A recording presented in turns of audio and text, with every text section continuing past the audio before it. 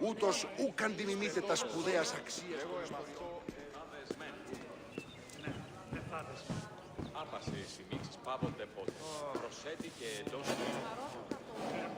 Welcome, visitor, to where Spartan boys become Spartan men. My name is Leonidas. I am a king of Sparta, but do not think me some idle aristocrat softened by luxury. When Spartans go to war, I stand alongside them, shield to shield, and my spear tastes the same blood as those of my men. I can't help but be reminded of the boy I used to be. I wonder what that boy would think if he saw me today. Would he be proud? Intimidated? Or would he pity the tired old man standing in front of him? But such thoughts are meaningless. Let us move on. The Agoge was Sparta's strict education system. The strenuous regimen took in the young boys and then reshaped them until nothing was left but the strength, intelligence, and resolve of a perfect Spartan citizen. I will find you once your visit has ended, and we will talk further. Until then, visitor.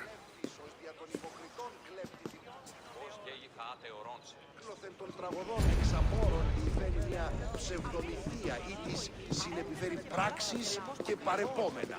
Πράξεις και παρεπόμενα αυτών άτινα προεπιλέγονται και υφάπτονται αλλήλεις κατά το δέον και αναγκαίων.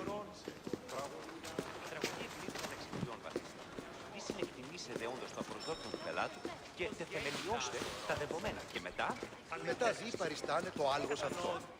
Sparta was a Greek city located in the Peloponnese. It differed from other cities of the time in that it had no walls. Sparta originated as 4 neighboring villages: Patane, Limnes, Mizoa, and Cynosura, all of which shared the same political, military, and religious life.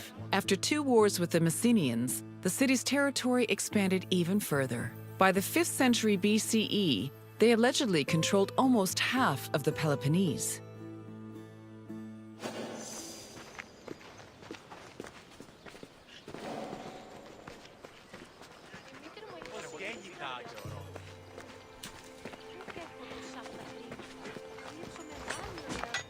The Agoge was the military training and education program undergone by Sparta's male youth. Grooming men for war was one of the city's main priorities. Boys began their training at the young age of 7 and completed it when they were 30. It has been said that Spartan infants were inspected for weakness shortly after birth. If they were deemed too sickly, they were thrown into chasms. However, this information remains unproven. The healthy boys were considered suitable for training. When they came of age, they were removed from their families and were placed into service of the state. Their education included subjects like reading, writing, and even music, but was mostly focused on tough military exercises meant to turn the boys into efficient soldiers.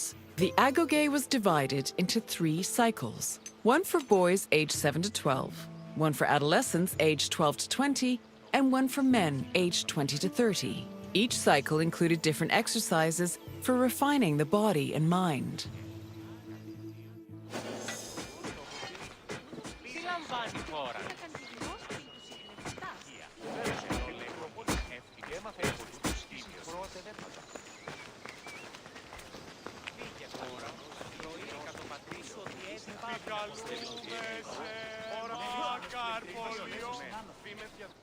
Sparta played a large role in defeating the Persians during the Greco-Persian Wars in the 5th century BCE. They held their king Leonidas's glorious death at the Battle of Thermopylae in particularly high esteem. Because Leonidas was killed in battle, Sparta believed he died a good death and showed incredible bravery, qualities to be held as a model for all Spartans. This idealized bravery was embedded in the city's collective memory and was the main quality people strove for in the Agoge.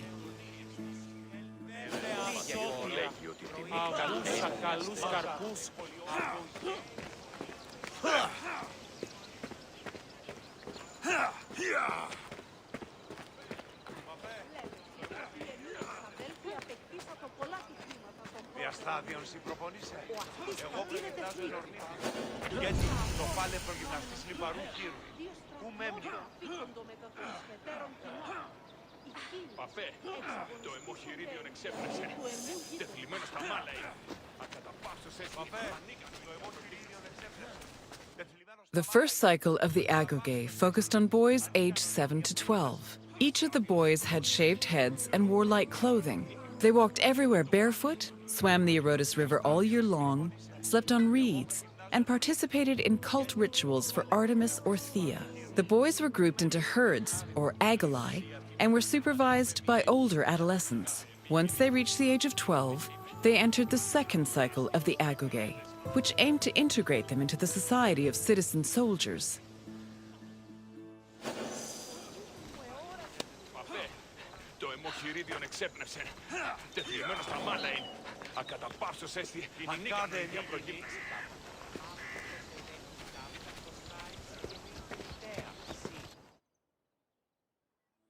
The Agoge's second cycle included boys aged 12 to 20.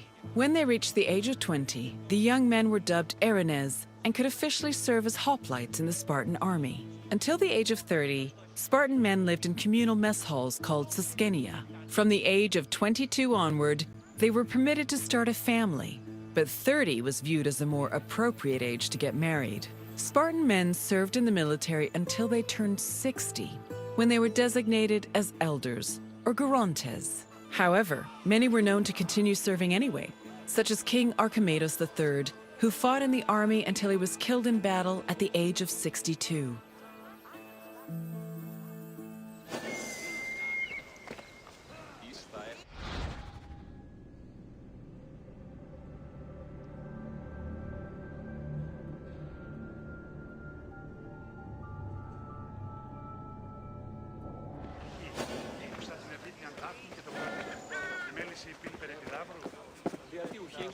Άρουν ουκ υπερφροντίζεις.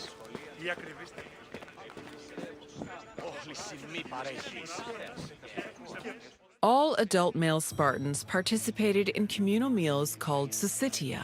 The attending Spartans contributed different kinds of food on a monthly basis, in addition to a small sum of money to pay for meat. Each man was entitled to one portion of a meal, with the exception of the kings, who received 2 portions. Syssitia attendance was mandatory for every Spartan fortunate enough to be part of the group. The meals had great political significance. According to Xenophon and Plutarch, the Syssitia was designed to foster a sense of equality between citizens. It also demonstrated the self-restraint and moderation of Spartan society. But in reality, the Syssitia only increased the differentiation between the rich and the poor. Those who could not afford to contribute to the communal food not only missed their meals, but also lost their right of citizenship.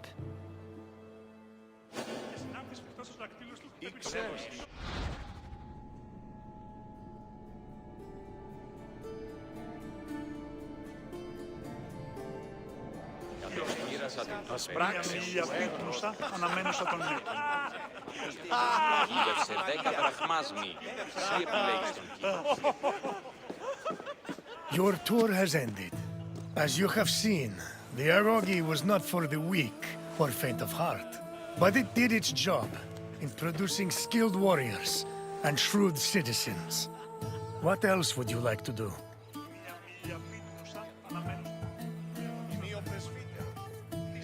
As you wish. Come this way.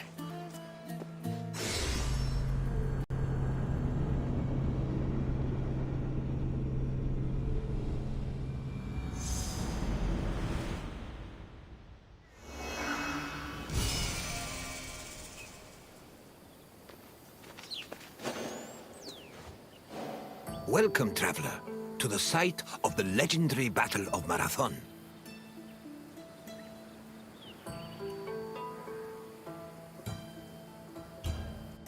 Marathon was the location of one of the greatest battles in Greek history. It was here where Athenians made a stand against the might of an imposing Persian fleet. Your visit will take you through the causes of the conflict, the battle itself, and its far-reaching consequences. I will see you again once you're through. Farewell for now.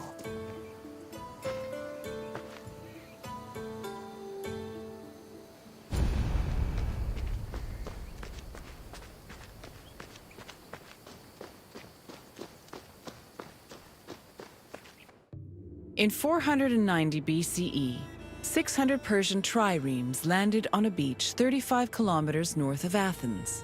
Standing in their way were 11,000 hoplites led by the prestigious Athenian general Miltiades.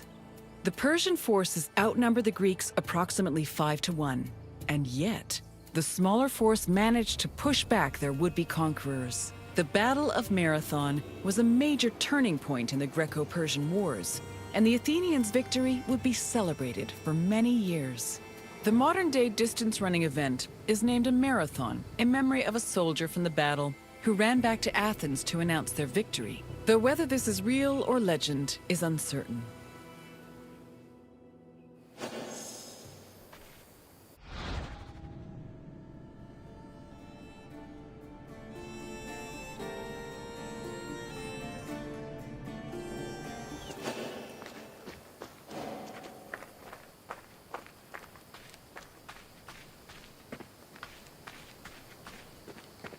The Persians wanted to invade Greece in part due to its rich silver mines.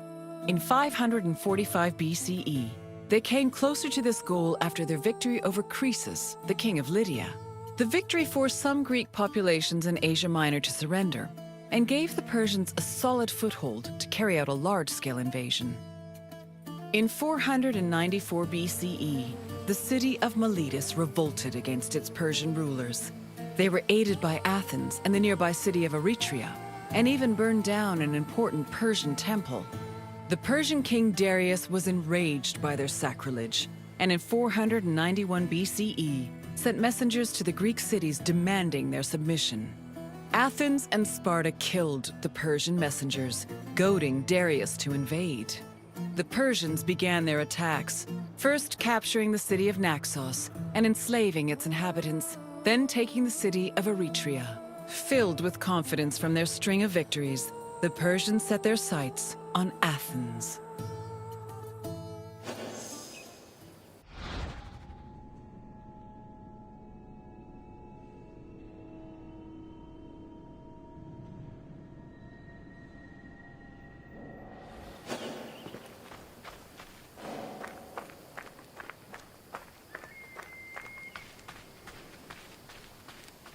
The Greeks were surprised by the ferocity of the Persian attacks. Seeking aid against the upcoming invasion, Athens was forced to appeal to other cities for help. In a surprising move, they asked for aid from Sparta, known for having the strongest army in Greece. The Spartans agreed to the request, but they were unable to send reinforcements in time due to the religious feast of Apollo Carneos, which forbade them from leaving their city until the next full moon. The only extra help Athens managed to acquire was from the small Boeotian city of Plataea, which sent an additional 1,000 hoplites. This was the first time in Greek history that their entire civilization was under attack from an external invader. Despite sharing the same language and same religion, Greek city-states had often warred amongst themselves. The Persian invasion was the first time they realized the necessity of collective action to ensure their survival.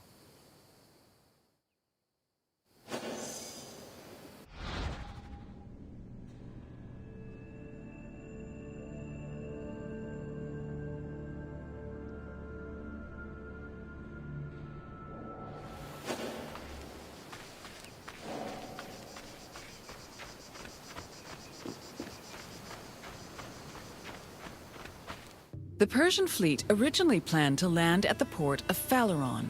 However, the exiled Athenian tyrant Hippias, who sided with the Persians, advised them to land at Marathon instead, where it would be easier to deploy cavalry. The Athenians were unaware of the Persian battle plans and left Marathon undefended. This allowed the Persians to quietly set up camp on the beach, while Athens scrambled to mount a defense.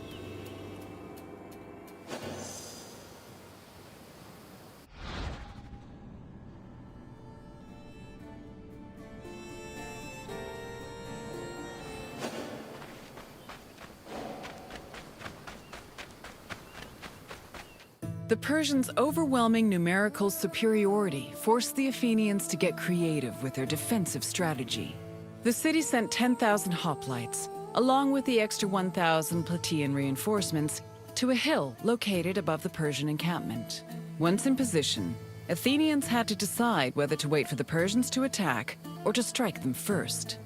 Athens' strategists believed the former option was better, but the general Miltiades believed a first strike was more advantageous, as the Persians had their backs to the sea. In the end, Miltiades' opinion prevailed, and the Greeks made their move.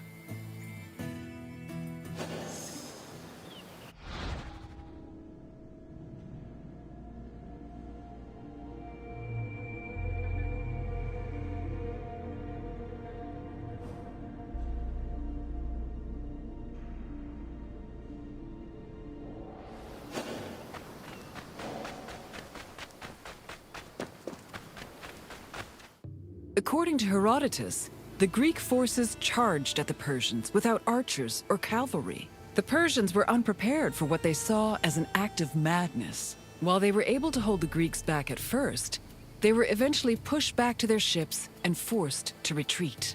The Persians suffered heavy losses during the battle, with approximately 6,400 casualties. The Athenians, on the other hand, only lost 192 soldiers.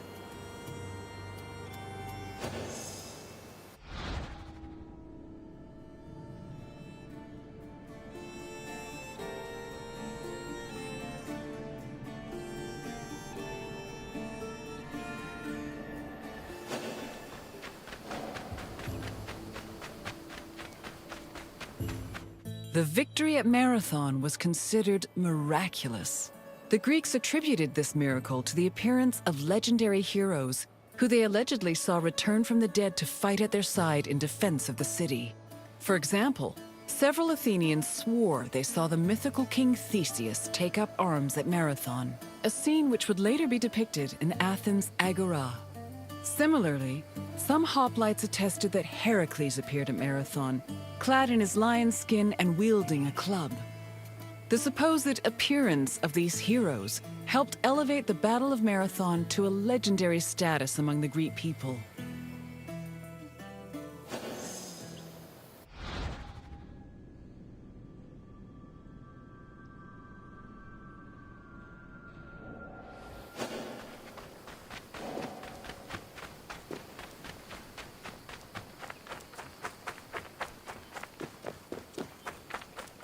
After the Persians fled Marathon, they tried to invade Athens by way of the Bay of Phaleron.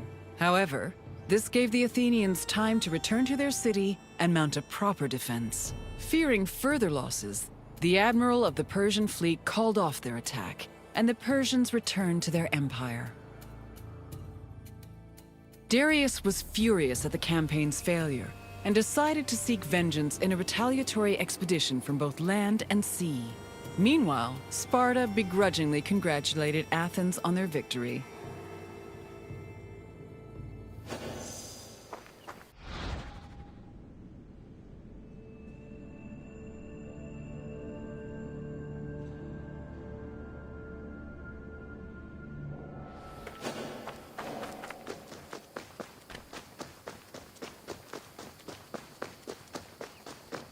The victory at Marathon marked the beginning of a new era for Athens. According to Herodotus, Athens' success at pushing back the Persians ranked them first in the ongoing competition between the Greek city-states. The Athenians immortalized their prestige by erecting monuments in both their own city and in Delphi. The Battle of Marathon was also perceived as a blow against tyranny. Tyranny went from being perceived as a simple flaw in authoritarian excess to major treason against the homeland, a sin that rulers would take great pains to avoid being accused of. This helped consolidate the institution of democracy for the next 2 centuries.